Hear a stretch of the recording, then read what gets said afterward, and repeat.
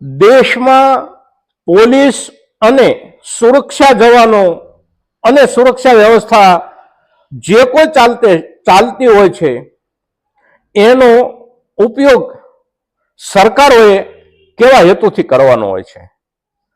સરકારોએ એનો ઉપયોગ માત્ર ને માત્ર વ્યવસ્થા બનાવી રાખવાના હેતુથી જ કરવાનો હોય છે. પણ સરકારો પોતાની સત્તાની તરફેણમાં કોઈ પણ પ્રકારના રાગ દ્વેષના ભાવથી કોઈની સામે કાર્યવાહી કરવાના હિસાબથી પોતાની સુરક્ષા વ્યવસ્થા, પોલીસ વ્યવસ્થા એને જ્યારે કામે લગાડે છે ત્યારે બાકીની વ્યવસ્થાઓ કેટલી બધી અંધાધૂંધીપૂર્ણ રીતે કામ કરવા માંડે છે અને એની અસર કેવી ખરાબ રીતે થતી હોય છે એ જોવા અને સમજવા માટે આજે આપણે હરિયાણા રાજ્યની અંદરથી જે સમાચારો આવી રહ્યા છે એને ધ્યાનમાં લઈ અને આ વિડીયો બનાવી રહ્યા છીએ મિત્રો. તો આ વિડીયોમાં આપ સૌ બન્યા રહેજો. નમસ્કાર ખેડૂત મિત્રો, જય કિસાન, જય ભારત.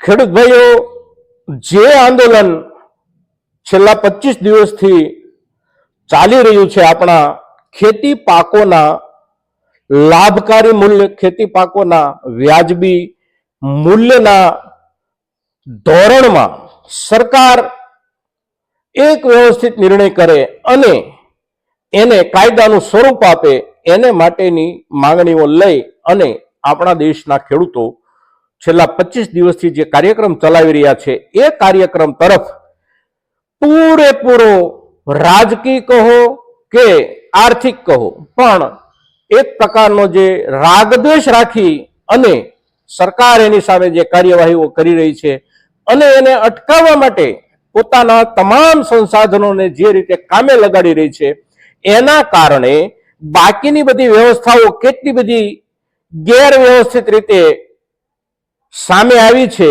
એ આપણને હરિયાણાના ગઈકાલ, પરમ દિવસ, 2 દિવસના પ્રસંગો પરથી જોવા અને જાણવા મળશે મિત્રો.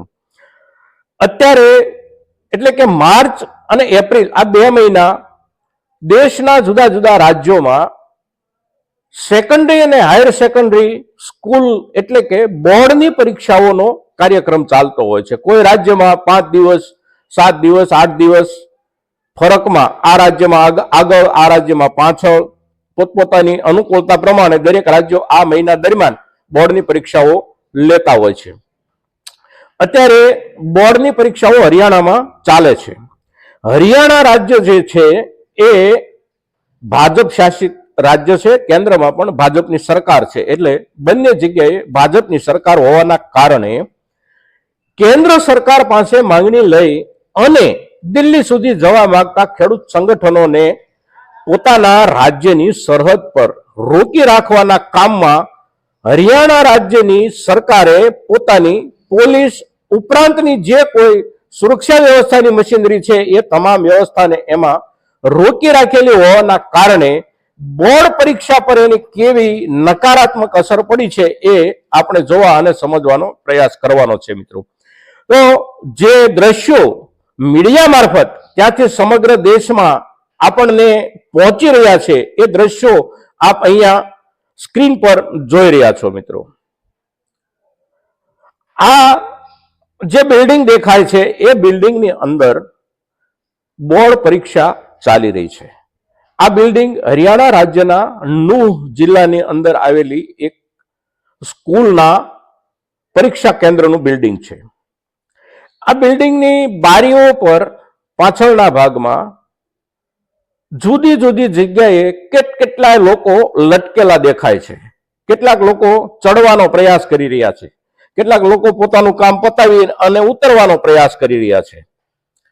આ કેન્દ્રની અંદર પરીક્ષા દેવા માટે બેઠેલા વિદ્યાર્થીઓના પરિવારજનો, એના સગા સંબંધીઓ કે એના મિત્ર સર્કલમાંથી વિદ્યાર્થીઓને જરૂરી જવાબ માટે ચોરી કરવાની વ્યવસ્થા કરી આપવા માટે આ લોકો કેન્દ્રની દિવાલ પર ચડી અને બારીઓમાંથી સવાલોના જવાબ આપતી પરચીઓ પોતપોતાના વિદ્યાર્થીઓને મોકલી રહ્યા છે. અહીંયા આસપાસમાં ક્યાંય પોલીસ સુરક્ષા આપણને જોવા મળતી નથી. બિંદાસ્ત રીતે પરીક્ષા કેન્દ્રની બહાર આ પ્રકારની કામગીરી કરતા લોકો પોતે કોઈ પણ પ્રકારના કાયદાના ડર વિના આ પ્રકારનું કામ કરી શકે છે.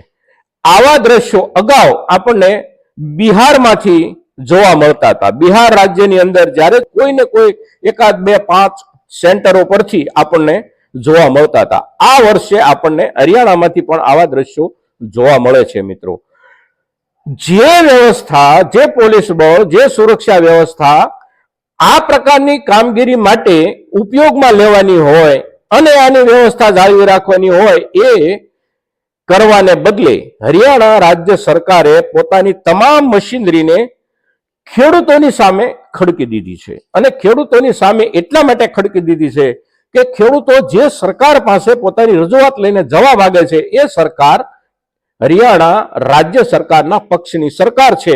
એટલે એ લોકો એવું માને છે, એવું સમજે છે.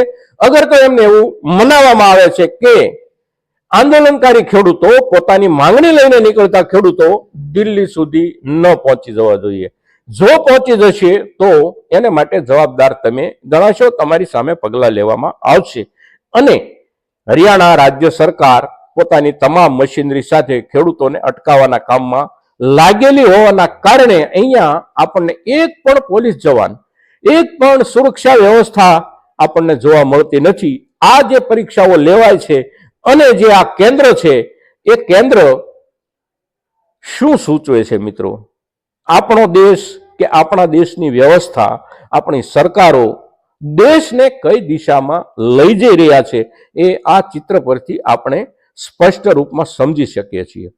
સરકારોએ માત્ર ને માત્ર વ્યવસ્થા અને ગેરવ્યવસ્થા આ બંને મુદ્દાઓને ધ્યાનમાં લઈને કામ કરવાનું હોય છે. ગેરવ્યવસ્થા થવા નથી દેવાની અને વ્યવસ્થા બનાવી રાખવાની છે. પણ વ્યવસ્થા કે ગેરવ્યવસ્થાના નામે સરકાર રાગ દ્વેષથી પ્રેરાઈને જ્યારે કોઈ એક વર્ગની સામે કામ કરવા માટે મેદાને પડતી હોય છે ત્યારે બાકીની તમામ બાજુઓ સાઈડ પર રહી જતી હોય છે, બાજુ પર રહી જતી હોય છે. અને સરકારોએ જે ન કરવાનું હોય એ કામ સરકારો કરતી રહે અને કરવાનું હોય એ કામ સરકારો ન કરે. પરિણામે સમગ્ર દેશની તમામ વ્યવસ્થાઓ પર એની નકારાત્મક અસર પડતી હોય છે. મિત્રો, તો આ વિડીયો જે છે એ અને આ વિડીયોની અંદરના આ જે દ્રશ્યો છે એ દ્રશ્યો આપણે એ હિસાબથી મૂલવવાના છે કે આપણી સરકારો કેવી રીતે કામ કરે છે, કેવી રીતે ન કરવાનું કામ કરે છે અને કેવી રીતે કરવાના કામને